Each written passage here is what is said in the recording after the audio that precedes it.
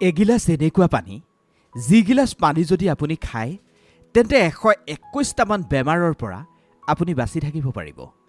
আপুনি ঘৰতেই এই পানীগিলাচ খুব সহজেই বনাই ল'ব পাৰিব। এই পানীগিলাচ খালে আপোনাৰ শৰীৰটোত এক চমৎকাৰী লাভ আপুনি দেখিবলৈ পাব।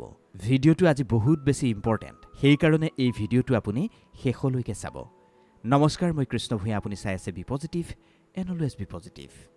মা প্ৰকৃতিয়ে আমাক দিয়া প্ৰতিবিধ বস্তুৱে কোনোবা নহয় কোনোবা এটা ফালে আমাৰ স্বাস্থ্যৰ কাৰণে বহুত বেছি উপকাৰী হয়। প্ৰকৃতিয়ে আমাক দিয়া প্ৰতিটো বস্তুৱে আমাৰ বাবে বৰদানৰ সমান। যেনেদৰে এগৰাকী মাকে নিজৰ সন্তানক খুব ভাল ধৰণেৰে যতন লয়, ঠিক সেইদৰে মা প্ৰকৃতিয়েও আমাক খুব ভাল ধৰণেৰে যতন লয়। আজি মই আপোনালোকক এনেকুৱা এক ঔষধিৰ বিষয়ে ক'ম, যিভাগ ঔষধ মা প্ৰকৃতিয়ে আমাক দিছে। এই ঔষধভাগৰ বিষয়ে আপুনি নাজানে কাৰণে চাগে ইয়াৰ আচল লাভখিনিৰ পৰা আপুনি বঞ্চিত হৈছে। আমি বহুজনেই তেনেকুৱাবোৰ বস্তুৰ সন্ধান কৰি থাকোঁ, যিবোৰ বস্তুৰ ভিতৰত এক সাংঘাতিক ধৰণৰ ঔষধি গুণ লুকাই থাকে, যাতে সেই বস্তুবিধ খাই আমি আমাৰ জীৱনটো সুৰক্ষিত কৰি ৰাখিব পাৰোঁ, নিৰোগী কৰি ৰাখিব পাৰোঁ। বেমাৰ আজাৰে যাতে আমাৰ জীৱনটোক কোনো ফালৰ পৰাই আক্ৰমণ কৰিব নোৱাৰে, তাৰ কাৰণে আমি যাতে আমাৰ শৰীৰটোক ভালে ৰাখিব পাৰোঁ, সেইকাৰণে আমি ঔষধিযুক্ত কিছুমান বস্তুৰ সন্ধানত থাকোঁ।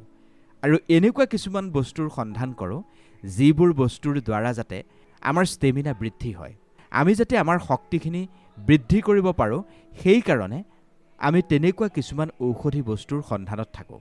আৰু আমি তেনেকুৱা বস্তুৰ সন্ধানত থাকোঁ, যিবোৰৰ ধৰি লওক দামো কম আৰু তাৰ উপকাৰিতাও বহুত বেছি। আৰু সেইবোৰ যাতে আমাৰ চাৰিওফালে সহজলভ্য হয়, তেনেকুৱাই আমি বিচাৰোঁ। তেনেকুৱা এক সাংঘাতিক আয়ুৰ্বেদিক ঔষধিৰ বিষয়ে আজি মই আপোনাক ক'বলৈ চেষ্টা কৰিম, যিখিনি সেৱন কৰাৰ লগে লগে আপুনি অনেক বেমাৰৰ পৰা বাচি থাকিব পাৰিব। আহক পলম নকৰি ভিডিঅ'টোৰ মাজলৈ সোমাই যাওঁ। এই আয়ুৰ্বেদিক ঔষধিভাগ হৈছে আজৱাইন। আজৱাইন আপুনি চাগে নিশ্চয় চিনি পায়। বজাৰত একেবাৰে সহজতে পায় এই আজৱাইন। আজৱাইনৰ পানী শৰীৰৰ কাৰণে কিমান বেছি লাভদায়ক, আজৱাইনৰ পানী খালে আপুনি কি কি বেমাৰৰ পৰা বাচি থাকিব পাৰিব, আজৱাইনৰ পানী খাওঁতে আপুনি কোনবোৰ ভুল কৰে, বা আজৱাইনৰ পানী আপুনি সঠিক পদ্ধতিৰে কেনেকৈ খাব, কিমান পৰিমাণৰ খাব, সকলো থাকিব এই ভিডিঅ'টোত। আজি মই আপোনাক ক'ম খালী পেটত আজৱাইনৰ পানী খালে আপোনাৰ কি লাভ হয়, লগতে আপোনাক আজৱাইন কেনেকৈ খাব লাগিব সেই বিষয়েও ক'ম। আমি এনেকুৱা বহু ঔষধিযুক্ত বস্তুৰ বিষয়ে জানো, কিন্তু সঠিকভাৱে আমি সেইখিনি খাব নাজানো কাৰণে আমি তাৰ পূৰ্ণ ফল লাভ নকৰোঁ। সেইবাবে আজি মই আপোনাক আজৱাইন কেনেদৰে খাব লাগিব, কিমান পৰিমাণৰ খাব লাগিব, সকলো উল্লেখ কৰিম এই ভিডিঅ'টোত। এবাৰ কি হ'ল, এজন আচাৰ্য গুৰু, সেই আচাৰ্য গুৰুজনৰ আয়ুৰ্বেদৰ ওপৰত সাংঘাতিক জ্ঞান আছিল। বনৰ মাজত থকা এখন আশ্ৰমতেই আচাৰ্য গুৰুৱে বাস কৰিছিল। তেওঁৰ ওচৰত দূৰ দূৰণিৰ পৰা শিক্ষা গ্ৰহণ কৰিবৰ কাৰণে শিষ্যসকল আহিছিল। তাৰ উপৰিও দূৰ দূৰৰ পৰা বিভিন্ন বেমাৰ আজাৰৰ চিকিৎসাৰ কাৰণে গুৰুজনৰ ওচৰলৈ আহিছিল সমাজৰ বিভিন্ন শ্ৰেণীৰ লোক। আৰু গুৰুজনৰ সেই আয়ুৰ্বেদিক চিকিৎসাত সন্তুষ্ট হৈ মানুহবোৰ পুনৰ হাঁহিমুখে গুৰুজনৰ আশ্ৰমৰ পৰা উভতি গৈছিল। এদিন আচাৰ্য গুৰুৱে তেওঁৰ শিষ্যসকলক উপদেশ দি ক'লে, প্ৰিয় শিষ্যসকল, আজি মই তোমালোকক এনেকুৱা এক আয়ুৰ্বেদিক ঔষধিৰ বিষয়ে ক'ম, যিখিনি সেৱন কৰাৰ মাত্ৰকে তোমালোকে জীৱনটোত নিৰোগী হৈ থাকিব পাৰিবা। গুৰুজনৰ সেই কথা শুনি শিষ্যসকল বহুত বেছি উৎসাহিত হ'ল। শিষ্যসকলে উৎসুকতাৰে গুৰুজনক সুধিলে, গুৰুদেৱ, সেয়া কি ঔষধি? কৃপা কৰি আমাক কওকচোন। সেইখিনি খোৱাৰ লগে লগে কেনেকৈ আমি নিৰোগী হৈ থাকিব পাৰিম? আমাক আপুনি সেই ঔষধিৰ জ্ঞান দিয়ক। গুৰুজনে সেই আশ্ৰমত উপস্থিত থকা সকলো শিষ্যক ক'লে, হে প্ৰিয় শিষ্যসকল, মই তোমালোকক আজি আজৱাইনৰ চমৎকাৰিতাৰ বিষয়ে ক'ম।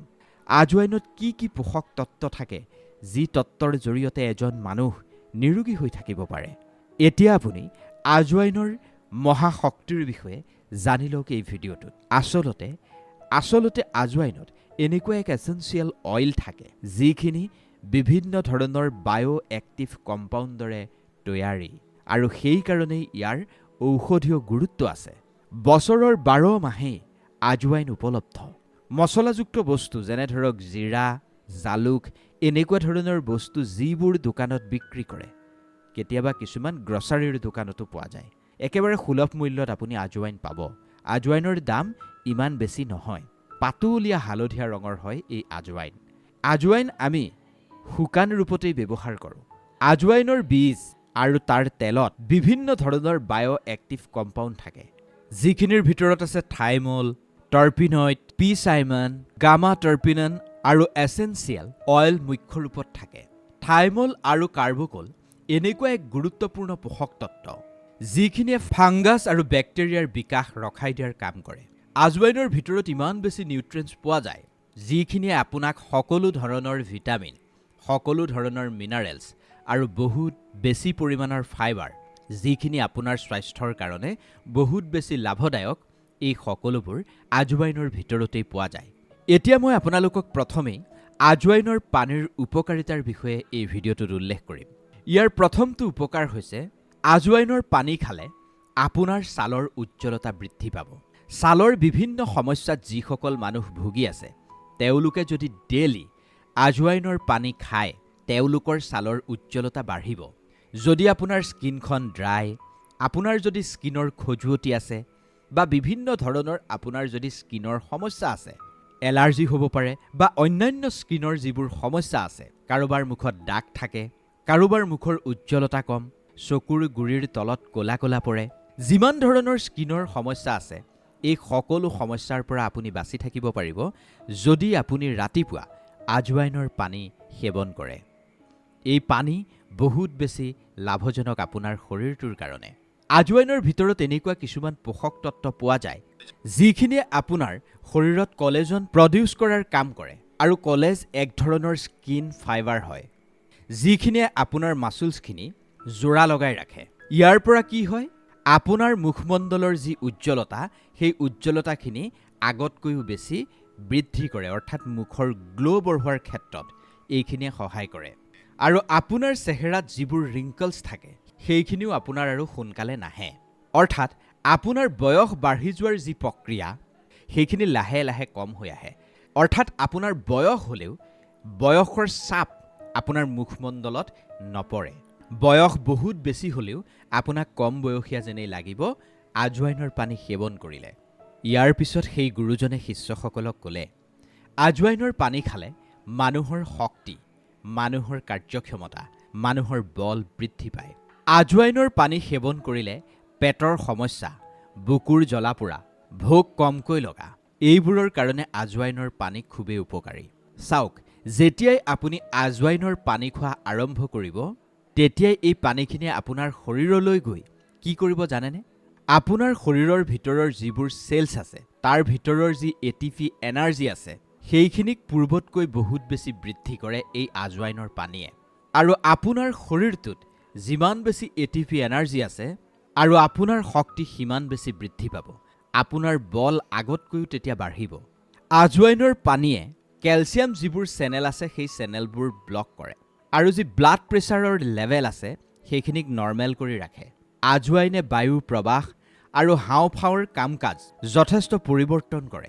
যদি আপুনি কোনোবা এটা কাম কৰিলে আপোনাৰ ভাগৰ ভাগৰ যেন অনুভৱ হয়, আপুনি যদি ফোপায় আৰু যিকোনো সময়ত শৰীৰটো যদি আপোনাৰ দুৰ্বল দুৰ্বল যেন অনুভৱ হয়, এনেকুৱা ক্ষেত্ৰত আপুনি আজৱাইনৰ পানী সেৱন কৰাটো খুবেই জৰুৰী। এইখিনি কৰিলে আপোনাৰ শৰীৰৰ দুৰ্বলতা নোহোৱা হ'ব আৰু আপুনি আগতকৈ কিবা এটা কাম কৰিবলৈ বহুত বেছি শক্তি পাব। তাৰপিছত আচাৰ্য গুৰুজনে সকলো শিষ্যক ক'লে, ইয়াৰ তৃতীয়টো উপকাৰিতা হ'ল আজৱাইনৰ ভিতৰত এণ্টি অক্সিডেণ্ট আৰু এণ্টি ইনফ্লামেশ্যন প্ৰপাৰ্টিজ বহুত বেছি পৰিমাণে থাকে, যিখিনিয়ে পেইন কিলাৰৰ দৰে কাম কৰে। কেতিয়াবা কেতিয়াবা আপুনি নিশ্চয় লক্ষ্য কৰিছে চাগে, আপোনাৰ শৰীৰত হঠাৎ কিছুমান বিষ অনুভৱ হয়, আপোনাৰ হাড়ৰ বিষ হয়, গাঁঠিৰ বিষ হয়। এনেকুৱা ক্ষেত্ৰত আপুনি যদি প্ৰতিদিনে ৰাতিপুৱা আজৱাইনৰ পানী সেৱন কৰে, তেন্তে এনেকুৱা ধৰণৰ বিষৰ সমস্যাৰ পৰা আপুনি উপশম পাব। এনেকুৱা ধৰণৰ বিষৰ সমস্যাত আপুনি আগলৈ ভুগিব লগা নহয়। আজৱাইনৰ ভিতৰত এণ্টিবায়'টিক গুণ থাকে, যিখিনিয়ে সেই বিষখিনিৰ পৰা আপোনাক উপশম দিব পাৰে। আজৱাইনে মানুহৰ ৰোগ প্ৰতিৰোধ ক্ষমতাও যথেষ্ট বৃদ্ধি কৰে। আজৱাইনৰ পানী আপুনি যদি ৰেগুলাৰলি সেৱন কৰে তেন্তে আপুনি সোনকালে বেমাৰত নপৰে। যিবোৰ বতৰীয়া ৰোগ থাকে সেই বতৰীয়া ৰোগৰ পৰা আপুনি বহু পৰিমাণে বাচি থাকিব পাৰিব যদি আপুনি আজৱাইনৰ পানী সেৱন কৰে, কাৰণ ইয়াত ৰোগ প্ৰতিৰোধ ক্ষমতা বৃদ্ধি কৰাৰ পোষক তত্ত্ব পোৱা যায়। যিসকল মানুহ আৰ্থ্ৰাইটিছৰ প্ৰব্লেমৰ সৈতে যুঁজি আছে, জইণ্ট পেইনৰ প্ৰব্লেমৰ সৈতে যিবোৰে যুঁজি আছে, মাচুলছ বা বনৰ দুৰ্বলতাৰ সমস্যাত যিবোৰ মানুহ যুঁজি আছে, তেওঁলোকে আজৱাইনৰ পানী নিশ্চিতভাৱে সেৱন কৰিব পাৰে। কাৰণ এই পানীখিনি সেৱন কৰিলে মানুহৰ মাংসপেশী যথেষ্ট শক্তিশালী হয়। লগতে শৰীৰটোত যিবোৰ বিষৰ সমস্যা হয় সেই বিষৰ সমস্যাবোৰৰ পৰা মানুহজনে মুক্তি লাভ কৰিব পাৰে। আজৱাইনৰ পানীয়ে মানুহৰ হাড় মজবুত কৰে। ইয়াৰ পিছৰ উপকাৰটো পুৰুষসকলৰ কাৰণে। পুৰুষৰ স্পাম কাউণ্ট বহুত দ্ৰুতগতিৰে বঢ়ায় এই আজৱাইনৰ পানীৰে। আজৱাইনৰ পানীয়ে হেনো মহিলাসকলৰ পিৰিয়ড চাইকেল যথেষ্ট পাৰফেক্ট কৰে। আজৱাইনৰ ভিতৰত থকা পোষক তত্ত্বই এজন পুৰুষৰ স্পাম যথেষ্ট পৰিমাণে বৃদ্ধি কৰাত সহায় কৰে। আজৱাইনৰ পানীৰে আপোনাৰ শৰীৰত কেলছিয়াম অবজাৰ্ভেশ্যন বৃদ্ধি কৰে, যাৰ ফলত কি হয়, আপোনাৰ হাড়ে বেলেগ ধৰণৰ বস্তুতকৈ কেলছিয়ামক খুব সোনকালে অবজাৰ্ভ কৰি ল'ব পাৰে। আৰু আপোনাৰ হাড়ে যিমান বেছি পৰিমাণে কেলছিয়ামক অবজাৰ্ভ কৰিব, সিমানেই আপোনাৰ হাড়দিবোৰ যথেষ্ট মজবুত হৈ পৰিব। আপুনিও চাগে দেখিছে, বয়স হৈ অহাৰ লগে লগে মানে বৃদ্ধ বয়সৰ বহু লোক গাঁঠিৰ সমস্যাত ভোগে, অৰ্থাৎ গাঁঠিৰ বিষত তেওঁলোক একদম জুৰুলা হৈ পৰে। ঠাণ্ডা দিনততো তেওঁলোকৰ সেই বিষ বহু পৰিমাণে বাঢ়ি যায়। কঁকালৰ বিষ হয়, হাতৰ গাঁঠিৰ বিষ হয়। কিন্তু যেতিয়া কোনোবা এজন মানুহে আজৱাইনৰ পানী নিয়মিতভাৱে সেৱন কৰে তেন্তে তেওঁলোকে সেই বিষৰ পৰা উপশম পায়। আজৱাইনৰ পানী খাই থাকিলে এই বয়স হৈ অহাৰ লগে লগে যে বিষৰ সৃষ্টি হয় বা বিভিন্ন ধৰণৰ বিষ হয়, এই প্ৰব্লেমবোৰৰ সৈতে আপুনি আৰু যুঁজিবলগীয়া নহয়। আজৱাইনৰ পানী যদি আপুনি নিয়মিত সেৱন কৰে, আপোনাৰ হাৰ্টটো খুব ভাল হৈ থাকে। হাৰ্টৰ বিভিন্ন সমস্যাৰ পৰা আপুনি বাচি থাকিব পাৰিব। যেতিয়াই আপুনি আজৱাইনৰ পানী সেৱন কৰিব, আপোনাৰ ব্লাড প্ৰেছাৰ কমি যাব। যেতিয়া আপোনাৰ BP কমি আহিব, তাৰ লগে লগে আজৱাইনৰ পানীয়ে আপোনাৰ বেড কলেষ্ট্ৰৰেলখিনিও কমাই দিব। বেড কলেষ্ট্ৰৰেল কমি যেতিয়া গুড কলেষ্ট্ৰৰেলখিনি বাঢ়ি যাব, তেতিয়া আপুনি হাৰ্টৰ সমস্যাৰ পৰা বাচি থাকিব পাৰিব। আজৱাইনে হেনো চাইনাছ আৰু এজমাৰ দৰে প্ৰব্লেমো ঠিক কৰাত যথেষ্ট সহায় কৰে। আজৱাইনৰ পানীত এণ্টি ডায়েবেটিক গুণ যথেষ্ট পৰিমাণে থাকে, যিখিনিয়ে ব্লাড ছুগাৰ নিয়ন্ত্ৰণ কৰাত খুবেই সহায় কৰে। আজৱাইনৰ পানী সেৱন কৰিলে আপোনাৰ শৰীৰে আইৰণ, পটাছিয়াম পাব। আজৱাইনৰ ভিতৰত এনে কিছু পোষক তত্ত্ব আছে যিখিনিয়ে শৰীৰৰ বিভিন্ন অংগত হোৱা খজুতি বা দাগৰ পৰাও আপোনাক ৰক্ষা কৰিব। আৰু এটা লাভজনক কথা হ'ল, আজৱাইনৰ পানী আপুনি যদি সেৱন কৰে, আপোনাৰ ডাইজেষ্টিভ ছিষ্টেম অৰ্থাৎ পাচন তন্ত্ৰ যথেষ্ট শক্তিশালী হয়। আজৱাইনৰ পানী সেৱন কৰিলে মানুহৰ লিভাৰ ষ্ট্ৰং হয়। যদি আপোনাৰ দিনটোৰ কোনোবা সময়ত হঠাৎ পেটটো বিষাই যায়, তেনে ক্ষেত্ৰত আপুনি আজৱাইনৰ পানী সেৱন কৰিলে আপোনাৰ সেই হঠাতে হোৱা পেটৰ বিষ নোহোৱা হ'ব। আপোনাৰ যদি দিনটোৰ কোনোবাখিনি সময়ত হঠাৎ পেটটো বিষাই যায়, তেনেকুৱাত আপুনি এচামুচ আজৱাইনত অকণমান নিমখ লৈ সেইখিনি এগিলাচ কুহুমীয়া পানীত মিহলাই সেই আজৱাইনখিনিৰ সৈতে পানীখিনি চুবাই চুবাই খাই দিলে সেই পেটৰ সমস্যাৰ পৰা আপুনি মুক্তি পাব। সেইখিনি কৰিলে আপোনাৰ কি লাভ হ'ব? শৰীৰটোৰ ভিতৰত যিবোৰ বিষাক্ত টক্সিছ আছিল, যিবোৰ টক্সিছ পদাৰ্থ আছিল, সেইবোৰ বাহিৰলৈ উলিয়াই দিয়াত এই আজৱাইনৰ পানীগিলাচে সহায় কৰিব। আজৱাইন এনেকুৱা এক বস্তু য'ত ফাইবাৰ বহুত বেছি পৰিমাণে থাকে। সেইকাৰণেই যদি আপোনাৰ কনষ্টিপেশ্যনৰ প্ৰব্লেম আছে, আপোনাৰ পেট যদি ভাল ধৰণেৰে পৰিষ্কাৰ নহয়, তেন্তে এনেকুৱা স্থিতিত আপুনি আজৱাইনৰ পানী সেৱন কৰিলেই খুব এটা ভাল ৰিজাল্ট পাব। কাৰণ ফাইবাৰৰ সহায়ত আপোনাৰ ষ্টুল খুব ধুনীয়াকৈ শৰীৰৰ পৰা বাহিৰলৈ ওলাই আহিব। আজৱাইনৰ পানীয়ে মানুহৰ লিভাৰটো ডিটক্স কৰাত সহায় কৰে। লগতে আজৱাইনৰ পানী আপুনি সেৱন কৰিলে আপুনি যিখিনি খায়, অৰ্থাৎ আপোনাৰ ভোজনখিনি হজম কৰাত খুব সোনকালেই সহায় কৰে, যাৰ ফলত আপুনি গেছৰ সমস্যাৰ পৰা খুব সোনকালেই পৰিত্ৰাণ পাব। আয়ুৰ্বেদত যুগ যুগ ধৰি আজৱাইনৰ ব্যৱহাৰ হৈ আহিছে, কাৰণ আজৱাইনে যিকোনো ধৰণৰ ডাইজেষ্টিভ প্ৰব্লেম ঠিক কৰাত সহায় কৰে। আজৱাইনৰ পানীয়ে মানুহৰ মগজু ক্ষিপ্ৰ কৰে। আজৱাইনৰ ভিতৰত এনেকুৱা এক পোষক তত্ত্ব পোৱা যায় যিখিনিয়ে ব্ৰেইনৰ চেলছবোৰ ৰিলেক্স কৰে, গ্ৰন্থিবোৰক এক্টিভ কৰে, আৰু যিমান বেছি আপোনাৰ শৰীৰৰ গ্ৰন্থিবোৰ এক্টিভ হৈ থাকিব, আপোনাৰ মন মগজু সিমানেই বেছি ক্ষিপ্ৰ হৈ পৰিব। ৰেগুলাৰ যদি আপুনি খালী পেটত আজৱাইনৰ পানী খোৱাৰ অভ্যাস গঢ়ি তোলে, তেন্তে আপোনাৰ শৰীৰ সম্পূৰ্ণৰূপে হেল্ডি হৈ থাকিব, ফিট হৈ থাকিব। ৰেগুলাৰ আপুনি খালী পেটত আজৱাইনৰ পানী খালে আপোনাৰ শৰীৰত জমা হৈ থকা কেলৰিজৰ পৰাও আপোনাক বচাই ৰাখিব। আজৱাইনত এণ্টিবেক্টেৰিয়েল আৰু এণ্টিফাংগল প্ৰপাৰ্টিজ ভৰপূৰ মাত্ৰাত পোৱা যায়। যদি আপুনি আজৱাইনৰ পানী সেৱন কৰি থাকে, তেন্তে আপুনি বেক্টেৰিয়াৰ স্বীকাৰৰ পৰা বাচি থাকিব পাৰিব। আজৱাইনৰ পানীয়ে মানুহৰ ডাইজেশ্যন ছিষ্টেম যথেষ্ট ইম্প্ৰুভ কৰে। বিভিন্ন ধৰণৰ ৰেচিপিত আজৱাইনৰ ব্যৱহাৰো খুবেই উপকাৰী।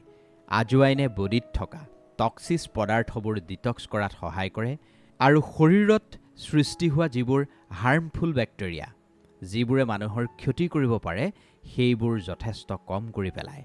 যিসকল ব্লাড প্ৰেছাৰত আক্ৰান্ত, যাৰ হাই BP আছে, তেওঁলোকে নিজৰ ব্লাড প্ৰেছাৰ নিয়ন্ত্ৰণ কৰি ৰাখিবলৈ সদায় খালী পেটত আজৱাইনৰ পানী খাব পাৰে। আজিকালি ফাষ্ট ফুড, যিবোৰ জাংক ফুড পোৱা যায়, সেইবোৰ দিনক দিনে বাঢ়ি আহিবলৈ ধৰিছে। সেইবোৰ নিয়মিতভাৱে খাই থকা মানুহৰেই উচ্চ ৰক্তচাপৰ সমস্যা বাঢ়িবলৈ ধৰিছে। আনহেল্ডি লাইফষ্টাইলে মানুহৰ উচ্চ ৰক্তচাপৰ সমস্যা বঢ়াই তুলিছে। আজৱাইনৰ পানী যিজনেই খায়, তেওঁৱেই নিজৰ ৰক্তচাপ নিয়ন্ত্ৰণত ৰাখিবলৈ সক্ষম হয়।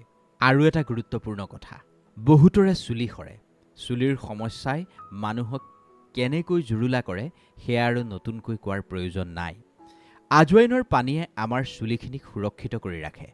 আজৱাইনৰ ভিতৰত থকা যিবোৰ চেলছ আছে, সেইবোৰে আমাৰ চুলিখিনিক সুস্থ কৰি ৰখাত সহায় কৰে।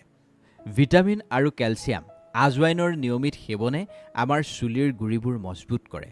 আজৱাইনত থকা ফলিক এচিডে আমাৰ চুলিৰ গ্ৰোথ বৃদ্ধি কৰাত সহায় কৰে, যিখিনিয়ে চুলিখিনি দীঘল আৰু ঘন কৰে। চকুৰ কাৰণেও আজৱাইনৰ পানী খুবেই উপকাৰী। আজৱাইনৰ ভিতৰত থকা ভিটামিন A আমাৰ চকুৰ কাৰণে খুবেই জৰুৰী। আজৱাইনৰ পানী নিয়মিত সেৱনৰ ফলত মানুহৰ দৃষ্টিশক্তি বাঢ়ে। চকুৰ যিবোৰ দুৰ্বলতা আছে, সেই দুৰ্বলতাবোৰ দূৰ হয়। চকুহাল সুৰক্ষিত কৰি ৰাখিবৰ কাৰণে আপুনি প্ৰতিদিনে খালী পেটত আজৱাইনৰ পানী খাব পাৰে। যিবোৰ বয়োজ্যেষ্ঠ লোক, তেওঁলোকেই হওক বা আজিকালি সৰু সৰু ল'ৰা ছোৱালীয়ে চকুৰ দুৰ্বলতাৰ কাৰণে চশমা পিন্ধিবলগীয়া হয়। এইখিনিৰ পৰা আপুনি উপশম পাবৰ কাৰণে আজৱাইনৰ পানী সেৱন কৰাটো খুবেই জৰুৰী। আজৱাইনৰ পানীয়ে মানুহক মেদবহুলতা হ্ৰাস কৰাটো সহায় কৰে। আজিকালি বহুতেই নিজকে শকত দেখে। সেই ফেটছখিনি নোহোৱা কৰিবৰ কাৰণে কিমান টকা খৰচ কৰি দিয়ে তাৰ হিচাপ নাই। কিন্তু আপুনি যদি নিয়মিত আজৱাইনৰ পানী সেৱন কৰে, আপুনি আপোনাৰ শৰীৰৰ সেই অতিৰিক্ত চৰ্বি নোহোৱা কৰিব পাৰে। আজৱাইনৰ ভিতৰত অধিক মাত্ৰাত ডাইট্ৰিছৰ লগতে আজৱাইনত আইৰণৰ দৰে মিনাৰেলছ আছে, যিখিনিয়ে শৰীৰৰ মেটাবলিজিম যথেষ্ট বঢ়ায় আৰু যাৰ ফলত আপোনাৰ ওজন হ্ৰাস কৰাত সহায় হয়। এতিয়া মই আপোনাক আজৱাইনৰ পানী কেনেদৰে সেৱন কৰিব, সেই বিষয়ে খুব সহজ সৰলকৈ বুজাই দিবলৈ চেষ্টা কৰিম। চাওক, দিনটোৰ যিকোনো সময়তেই আপুনি আজৱাইনৰ পানী সেৱন কৰিব পাৰিব। কিন্তু ৰাতি শোৱাৰ আধা ঘণ্টাৰ পূৰ্বে আৰু ৰাতিপুৱা খালী পেটত যদি আপুনি তাৰ সেৱন কৰে, তেন্তে আপুনি আটাইতকৈ বেছি ভাল ফল লাভ কৰিব পাৰিব। এতিয়া আপুনি জানি লওক, এই পানীখিনি আপুনি কেনেদৰে প্ৰস্তুত কৰিব। জিৰা আৰু আজৱাইন একেলগে ভিজাই থওক অলপমান পানীত। তাৰপিছত আপুনি গেছৰ ষ্টোভত এটা বাউল লওক। 2 গিলাচ পানী আপুনি সেই বাউলটোত দিয়ক আৰু পানীখিনি গৰম কৰক। যেতিয়া সেই পানীখিনি উতলিবলৈ ধৰিব, তেতিয়া সেই পানীখিনিত জিৰা আৰু আজৱাইনখিনি দি দিব। যেতিয়া সেই পানীখিনি উতলি আধা হৈ যাব, অৰ্থাৎ 2 গিলাচ পানী দিলে যেতিয়া সেই পানীখিনি উতলি 1 গিলাচৰ সমান হ'ব, তেতিয়াই আপুনি গেছটো বন্ধ কৰিব আৰু কিছু সময় ঢাকি ৰাখিব। তাৰপিছত এখন চেকনিৰে সেই পানীখিনি চাকিব। 1 গিলাচ পানী আপুনি যদি খালী পেটত খাই দিয়ে বা আপুনি যদি শোৱাৰ আধা ঘণ্টাৰ পূৰ্বে এই পানীখিনি খায়, তেন্তে তাৰ পৰাই আপুনি আটাইতকৈ বেছি লাভ পাব। 200 পৰা 250 ml পানী ল'ব, মানে এপোৱামান পানী ল'ব। সেই পানীখিনিত আপুনি আজৱাইনখিনি খুব ধুনীয়াকৈ উতলাব। এচামুচ আজৱাইন, এচামুচ আপুনি জিৰা ল'ব। যেতিয়া সেই পানীখিনি উতলি 1 গিলাচ হৈ যাব, তেতিয়া আপুনি সেই পানীখিনি ঠাণ্ডা কৰিবৰ কাৰণে ঢাকি ৰাখি থৈ দিব। যেতিয়া পানীখিনি ঠাণ্ডা হ'ব তেতিয়া সেই পানীখিনি চেকনিৰে চেকিব। তাৰপিছত সেই পানীখিনি খাব। যদি খালী পেটত খাব পাৰে খুবেই ভাল। আৰু যদি আপুনি ইভিনিঙত খাব বিচাৰিছে তেন্তে মনত ৰাখিব খোৱাৰ আধা ঘণ্টাৰ পূৰ্বে খাব। আজৱাইন আপুনি বজাৰৰ যিকোনো দোকানতেই খুব সহজেই লাভ কৰিব। মই আশা কৰিছোঁ আজৱাইনৰ পানীৰ এই চমৎকাৰী লাভৰ বিষয়ে জানি আপুনিও নিশ্চয় উপকৃত হৈছে।